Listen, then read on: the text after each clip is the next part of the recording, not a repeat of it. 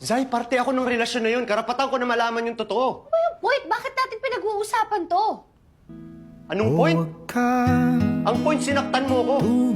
Niloko mo ko at hanggang ngayon niloloko mo ko. Dalawang taon mo ko pinaniwala na may iba. Binitbit ko yun sa'yo 2 taon. Gabi-gabi iniisip ko kung bakit. Bakit ang bilis? Bakit mo ako pinalitan na para akong basura? Tangina, ano may meron ng taong yun na wala ako? Mas gwapo? Mas mayaman? Mas magaling? Tangina, mas masarap pa sa akin yun? Katulad mo, ako rin ay nagbago.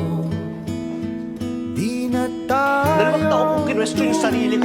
nung dati. Kay bilis Inaaraw-araw kitang minumura. Sandali Gusto kitang saktan.